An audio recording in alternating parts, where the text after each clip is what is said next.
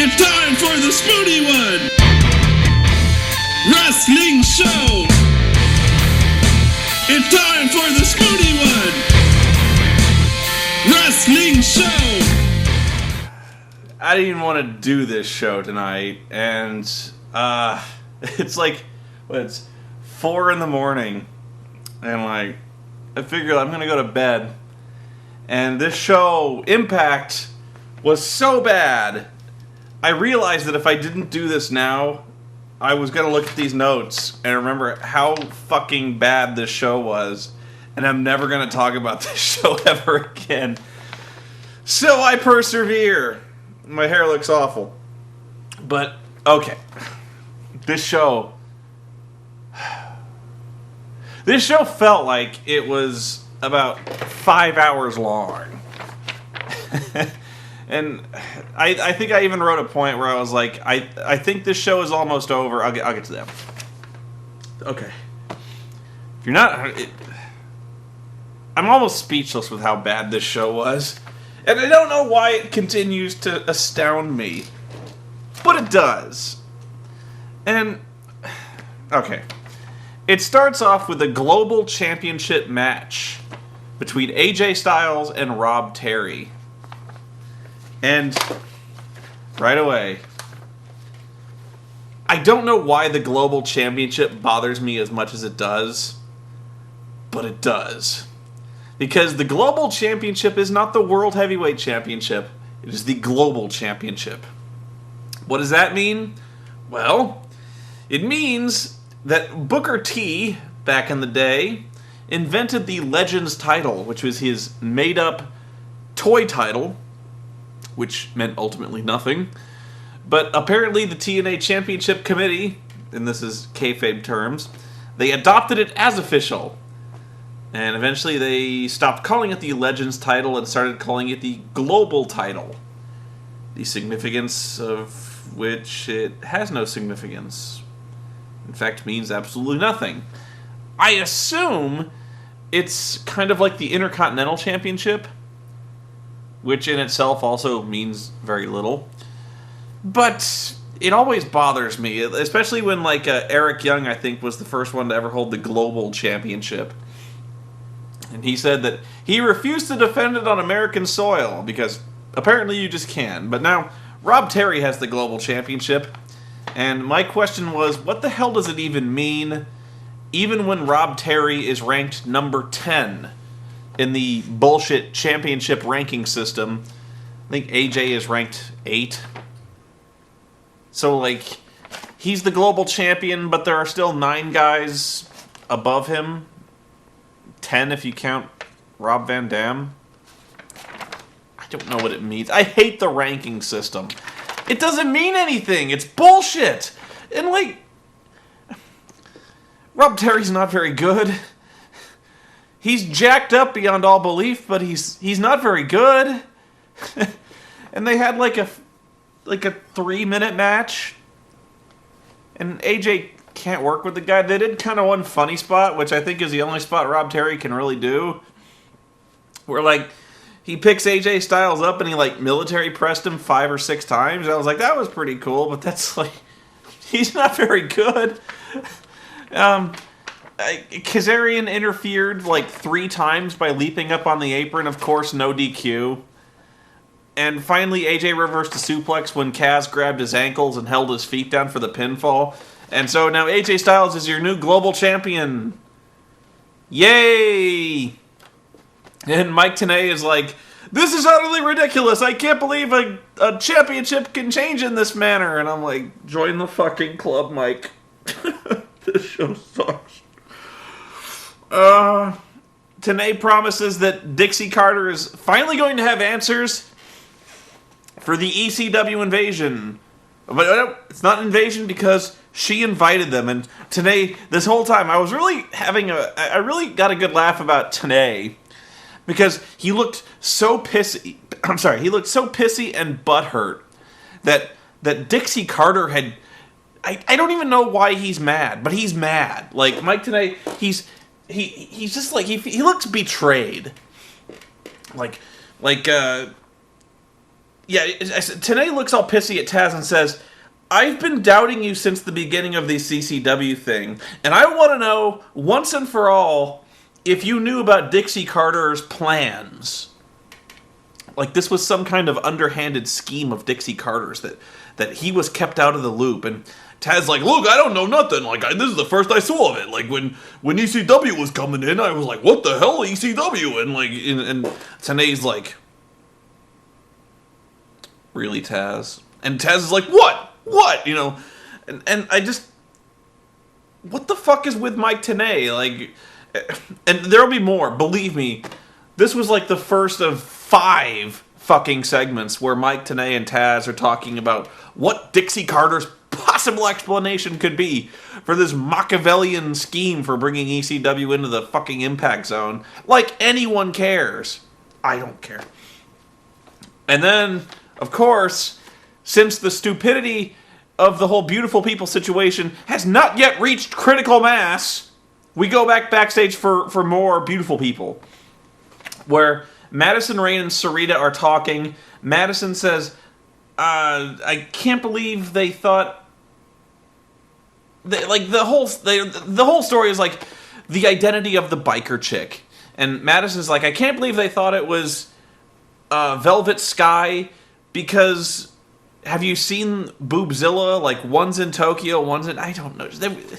They just kind of bitch at each other. And, like I said, nobody in the world cares about the beautiful people bitching at each other and breaking up. Nobody cares. They seem to think the identity of the biker chick is some big mystery. And here's a newsflash. My mother already knows who the biker chick is. That's how sad this angle is. When, like, my parents, who barely follow fucking wrestling, they go, oh, is that it must be the brunette chick who got fired, like, a month ago. Is that her? And I'm like, yes, it is. How did you guess? Oh, yeah, here's where it is. Madison says her protests were successful and she's getting her knockout titles back today. So, apparently, in TNA, the referee's decision is not final, and if you protest, you can get your title back. So, hey, Rob, why don't you start filling that paperwork out, because you pretty blatantly got robbed about 5 minutes ago. You know. Oh, and it's taken them like the referee have instituted their instant replay and have determined after a week's careful study that, yeah, they can't prove it was one of the beautiful people, so we're going to overturn the decision. This is so fucking stupid. I can't believe this. There's this weird backstage segment of Dixie Carter yelling at the road agents backstage. Like it's like Terry Taylor, Al Snow, and D'Lo Brown back there. And she's like, what were you thinking? Like, Al, what the fuck were you thinking? I had a quote. She said she started yelling at Al Snow, and she says, "You were punching people. You punched a ref. My God!" And Al Snow says, "In our defense, we didn't know what was going on." And Dixie Carter, in a moment that was kind of like Jack Nicholson in A Few Good Men, she's like, "You don't need to know what's going on, Al. You're management. You're an agent. You don't need to know what... I'm sorry, you know what you're supposed to do. Come on. You don't need to know what's going on, Al." And then the door slams. And I'm like... That explains a lot. That even management doesn't know what the fuck is going on. And yeah, like Al Snow comes out and he's like, "ECW guys, loyalty!" Then we go back to the beautiful people stupidity. Angelina Love and Taylor Wilde against Madison Rayne and Sarita. But first, Earl Hebner rocks the mic. And he said, and I'm saying this in a much more intelligible manner than Earl Hebner managed to say, "Angelina, the board of directors has instructed me, as they have no proof as to the identity of who was on the motorcycle at your match at Victory Road. So therefore, you must surrender the belt, please."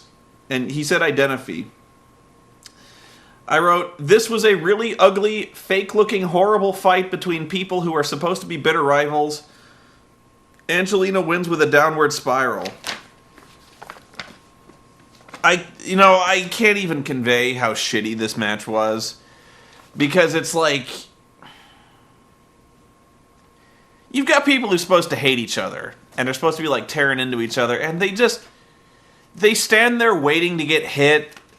They kind of putter around looking for somebody to hit them. You know what I mean? It's like the worst ever staged fakey fighting. I know it is fakey fighting, but that's the whole point of wrestling, is that you make fakey fighting not look like fakey fighting. You're not standing there like, hit me with a forearm. And they just kind of waited to be... I said, after the match, the biker chick comes out. And now they bring back, like, the entire women's locker room to establish the fact that it's nobody that we know in the fucking locker room. And, of course, the entire time, Tazz and TNA are like, I don't know who it could be. Who could it be? I don't know. Who could it be? And then I wrote down, what was it? Tazz says, we don't know who this woman is. I assume it's a woman. Otherwise, it's an oddly shaped man. You never know.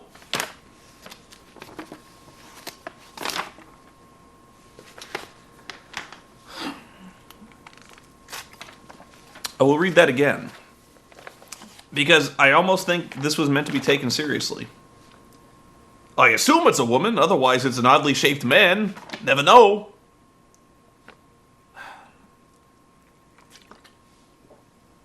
So, the biker chick goes to ringside from her motorcycle, and she stands there. And she stands there for quite a long time. And I even took the time to write down, she looks like an alien.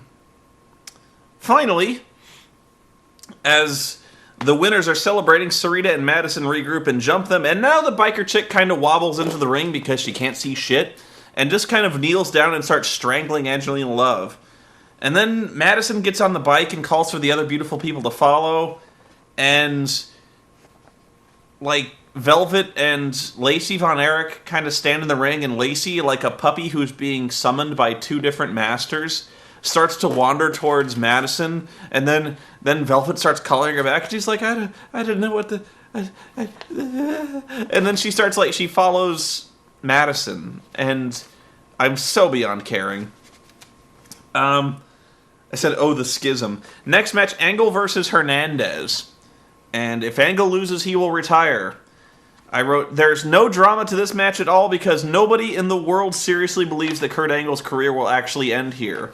It would actually be a really great swerve if it did, but nobody cares. TNA says that it would be a huge win for Hernandez to be known as the guy who retired Kurt.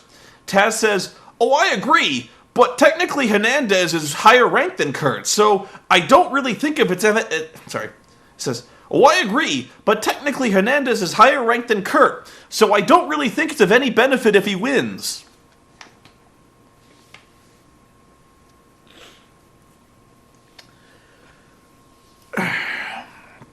It was a really good match. Angle reversed a stalling vertical suplex in the ankle lock and he wins.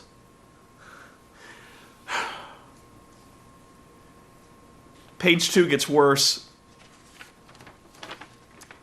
Kevin Nash approaches after the match.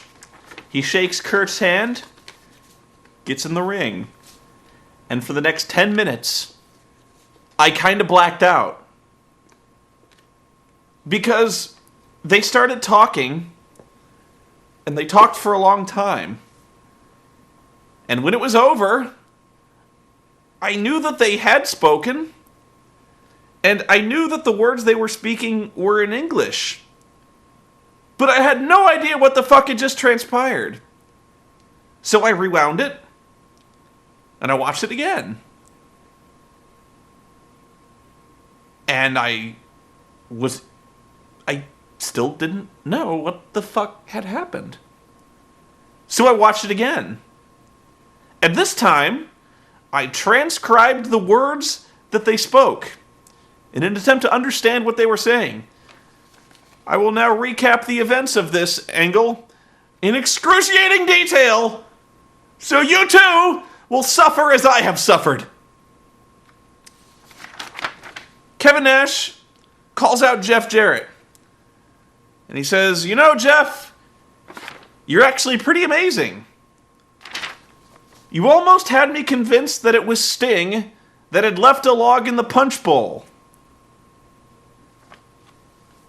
He said Sting was the guy who had carried him when Nash was nothing, let him sleep in his hotel room when Sting was making big bucks and Nash wasn't making anything. But now he's thinking that maybe it was Jarrett that left a log in the punch bowl. I wrote, I can actually hear the air conditioners working as Nash is talking. Because I could. Then he said a line that I wrote down as much as possible, and I still don't think I understood it entirely properly. He said, you eat a lot of omens? Huh? You eat a lot of omens? I can deal with it. I can deal with it. But you know what? There's a group of young guys back there that look up to you as a veteran and as a leader, and those, my friend, are the victims. And then he stopped talking. And then Jeff Jarrett, he said, I have no idea what you're talking about. And I pretty much passed out. Because this show sucked. Kevin Nash talked for like 3 minutes. I don't know what he said. He said, I have no idea what you're talking about, Kev. You used your deceit to hurt this company, so you can come out here and spin your tail any way you want. But I know you, and these people know you, because it's been well documented. Now, do I need to go on and explain myself? Yes! Explain! I don't know what's going on. I assume he's talking about WCW? I don't know. I'm so confused. It's like, you know what it is? They really like doing this thing where they come out and they start talking like they're shooting. Like they're shooting about WCW. And they like to talk like they're shooting about fucking WWF and the shit they did with Vince, but without really saying Vince.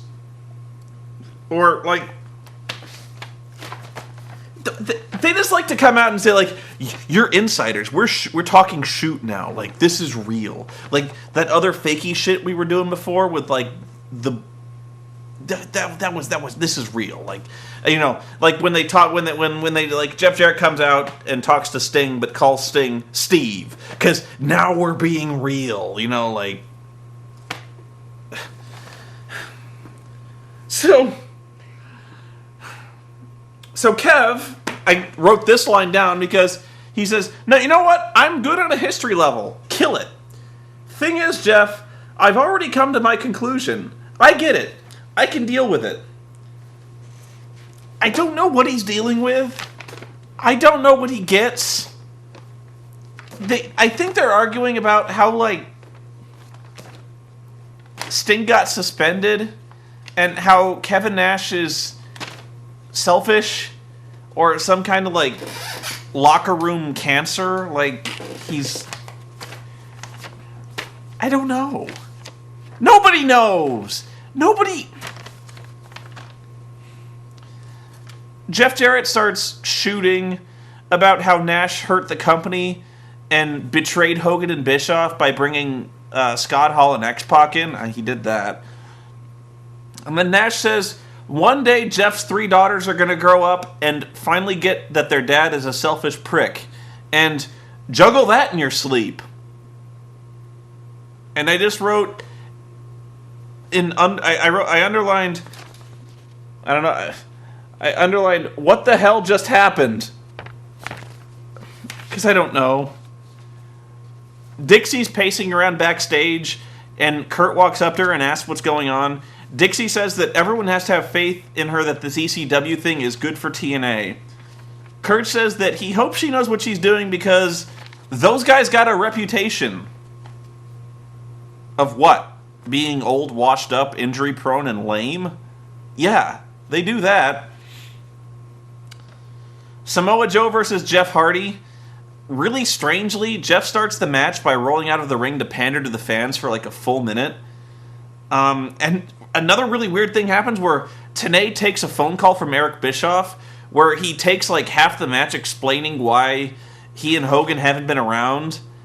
And because it was like Hogan had back surgery and like 4th of July weekend and back surgery and fireworks. And then, yeah, he says he supports Dixie in any decision she makes since it's all for the good of TNA.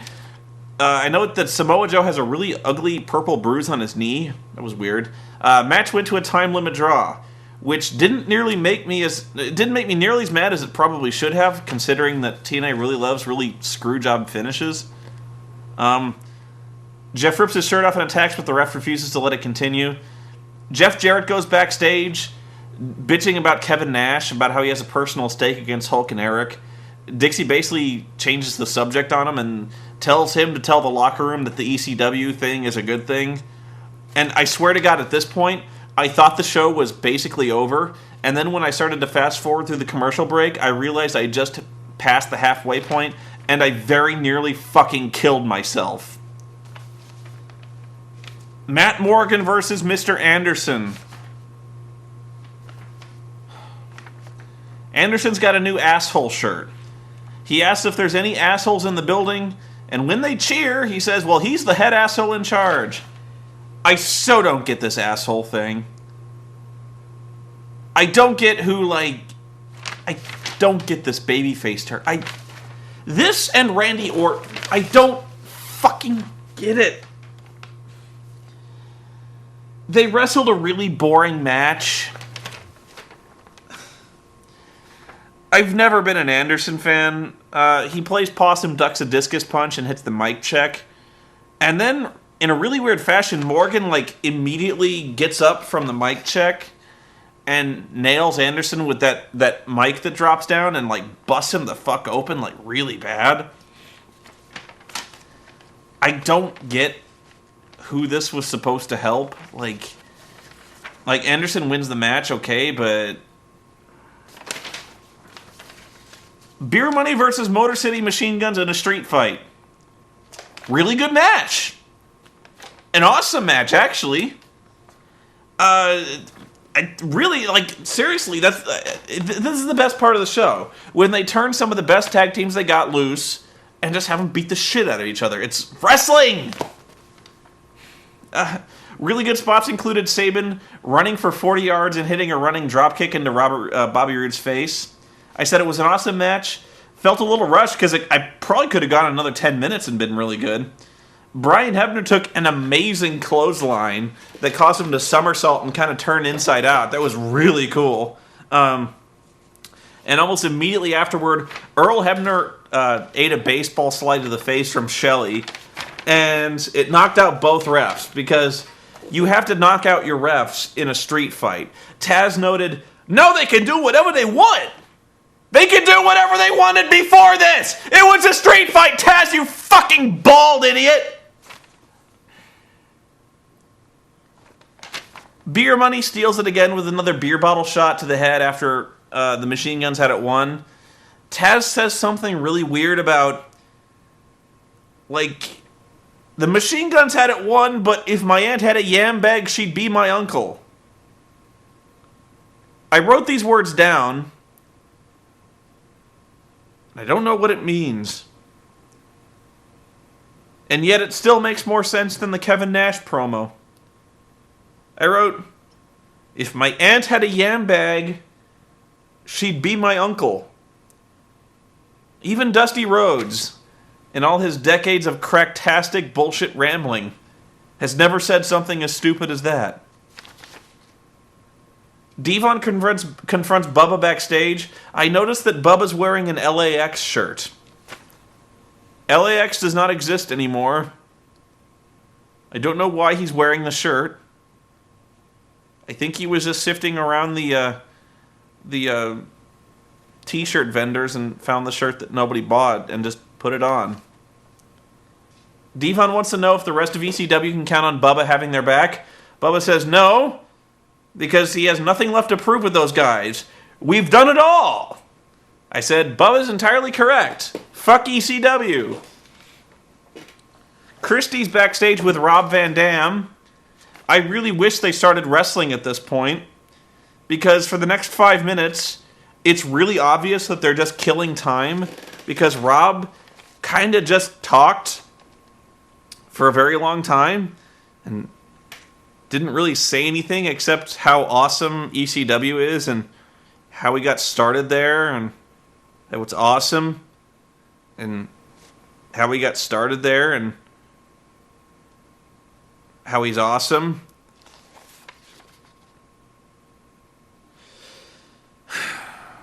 Oh, and he said he can't forget he's the champ and Abyss wants his title.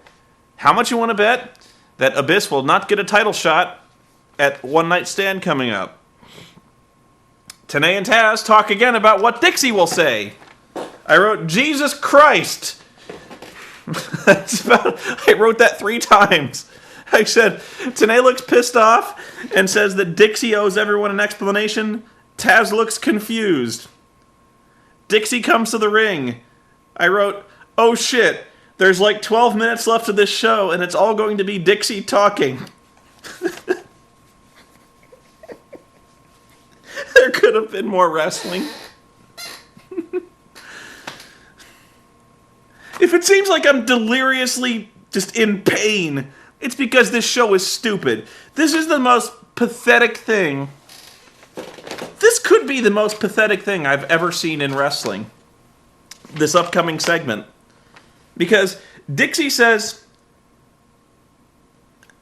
she says TNA is all about the fans, and she knows that what she's learned over these years is that TNA fans love their hardcore extreme wrestling. Oi. So she calls the ECW guys to the ring. Tommy's hobbling the whole way, and Tazz explains that Tommy tore his MCL in the brawl last week. And I'm like, great, he's not going to be ready for One Night Stands. That's joyous day. Your headliner is injured and he can't fucking move. I said Mick is wearing an awful leopard print t-shirt. Dixie says a really weird line that says, Hulk Hogan meant to the 80s what they meant to ECW in the 90s. And immediately, like, if it seems like I'm face palming, like, every single segment I read, it's because this fucking show gives me a migraine. They just compared Tommy Dreamer, Raven, and just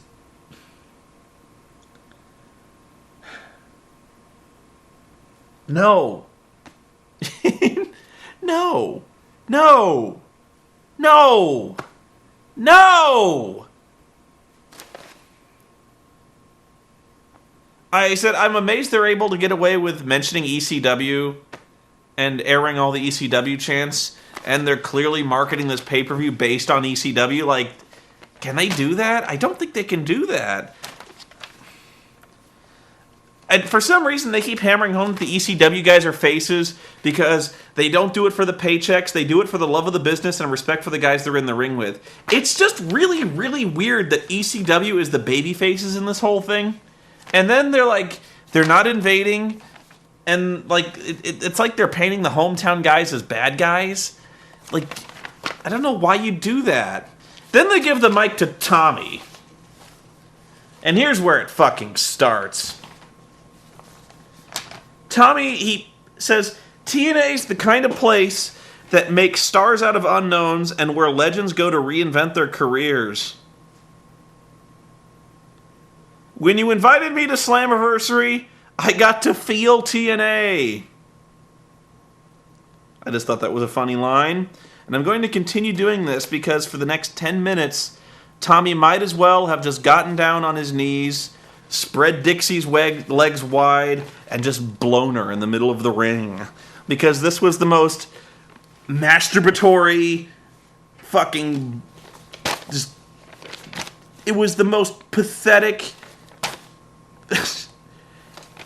I can't even think of enough words to describe the brown-nosing, kiss-ass, full of shit promo that Tommy Dreamer cut about how awesome TNA is, about how they give new guys a chance, how they all do it for the love of the business and we have respect for the people, and then he starts weeping. And I got sick at this point, because this, like, I actually stood up and started pacing. I was so just astounded at the balls of, and how full of shit this promo was. I couldn't fucking believe it. Like, he starts talking about, he says, I finally got my closure when ECW finally went under. And then they brought it back. He says, like, they brought ECW back. I was forced to watch as all my friends and the people I worked with were turned into laughingstocks, and then they were turned into clown shoes, and I watched as one by one they were broken down and reduced to gimmicks, and finally I had to quit. And I would have joined earlier, but I had a family and kids to feed. Because I needed the money, but TNA's about the people. And they take care of people. This is not about an invasion. This is not about us taking over. This is about men and women who lost their jobs and their dignity. And then he starts pandering. He's like, this is about the fans who chanted. The fans who loved us, for my friends who lived it, and I just want to see, he says, this is where I said he might as well have just gotten on his knees, because he basically did here. He gets on his knees, and he begs. He says, I'm begging you, for one night, just one night, to take back our legacy, and make sure that our legacy is not destroyed. I beg you for just one night.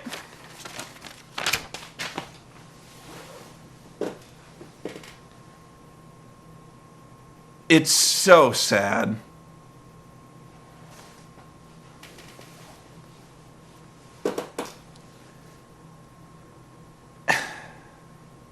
I don't even know what to say. You know, I was an ECW fan. And I can tell that Dixie Carter doesn't get ECW at all, because she chalks it up to hardcore extreme wrestling, the kind of shit where, like, you know, it was endless chair shots and assholes with nails and 2x4s and cheese graters and stuff like that. I could tell she doesn't get it, because, you know, that was part of it, but it was just part. And, you know, the ECW had balls at one point. And that was the best part of it, was the fact that it had balls. It had talent. It doesn't have balls anymore. Tommy Dreamer, he lost his balls a long time ago. Now we got this broken down, weeping, pandering, filleting dickhead in the ring, talking about how big and mean Vince was, and how, you know, WWE didn't care about the business, or didn't care about ECW, didn't care about his legacy, and, you know, turned him into a laughingstock, and everyone was so mean to me. And ECW, I lost my legacy. And I just want to tell the fans how much I love them, and I never got a chance in the WWE. And you know what? I said this before, but ECW failed, and it failed big. And there's a lot of reasons why it failed.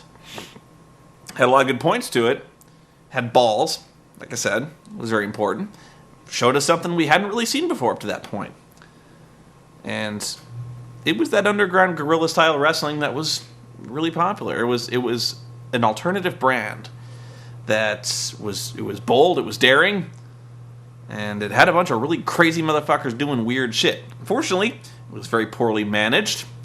It was still really small, and to be honest with you, the hardcore gimmick was not enough to sustain it as a business. That's why it went under, and it went under fast.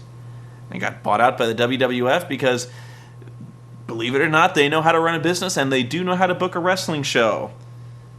And when I see what it's been reduced to fucking Tommy Dreamer, Stevie Richards, Rhino, and Raven. Only one of which, in the entire group, can still work. That's Rhino.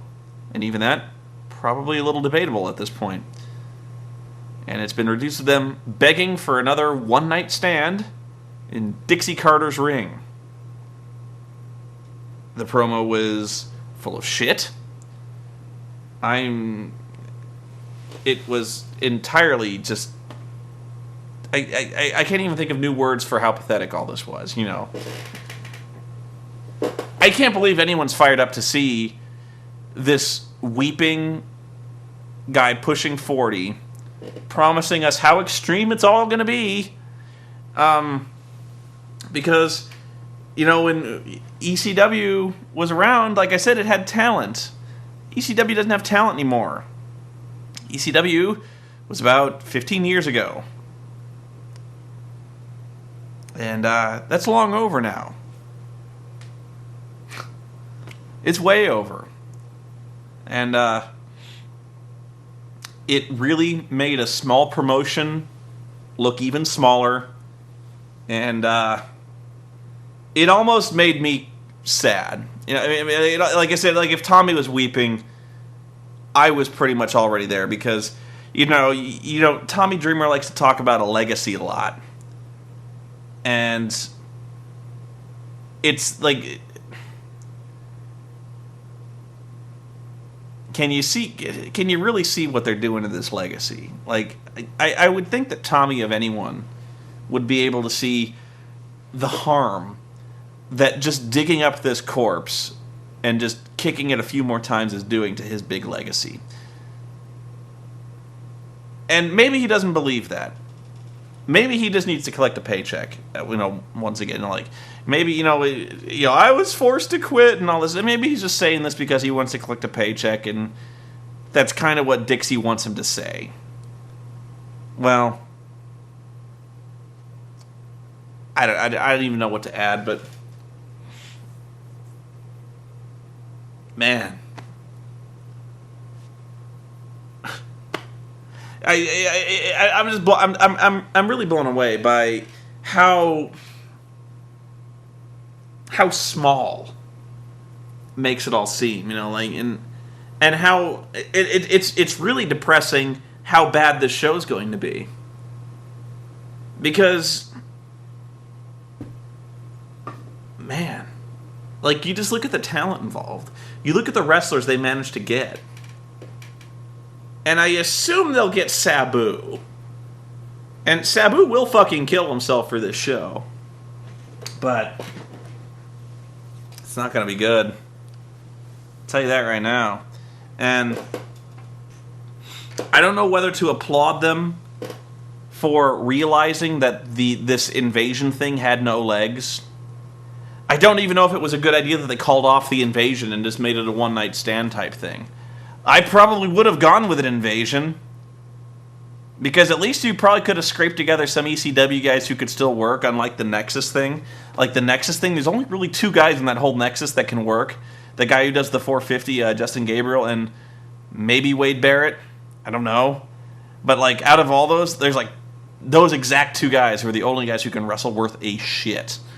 I'm pretty sure you could have found some ECW old guys to maybe carry it for a little while, the Dudley Boys not being least of them, but like, man. But I think they realized that like they were only really capable of like one show. And you know, so they call off this invasion. They abort the angle the day after it starts. And I guess my point is, why do they bother? You know, like was anybody really clamoring for the ECW reunion tour 3? I wasn't. And you know, when Tommy Dreamer talks about getting closure at long last, I think everyone kind of got their closure from that one.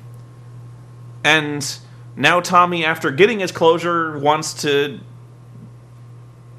dig it all up again because Vince fucked him. Is that the story? Like, Vince fucked him, so he needs to reclose this thing? It doesn't make any sense. And it's completely out of place with storylines. It kind of interrupts everything. It's just... I'm sorry, guys. If it seems like... I actually have already gotten a bunch of emails from people who are like, why are you so down on this ECW thing, man? Look at these guys. I'm sorry.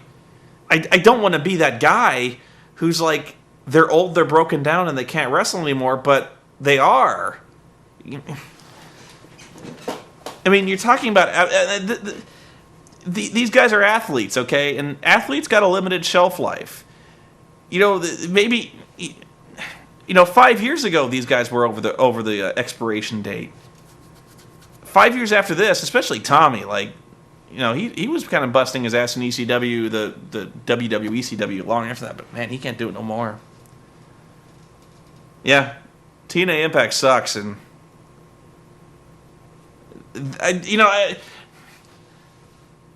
think I'll simply close by saying this was probably the saddest episode of Impact I've ever seen, where I've seen bad episodes. But I've never seen one that just made me just shake my head and just made me want to dig out my old ECW tapes, you know, like, just because I can't believe what they done to this. Like, it's quite literally like just digging up a corpse and just fucking it in the ass. Like, watching Tommy Dreamer just humiliate himself, everyone who worked with him, humiliate the company. Watching TNA, that was the other thing, watching TNA humiliate itself by basically surrendering to ECW and like saying, like, remember how good wrestling used to be? Not like this shit. Let's bring ECW back.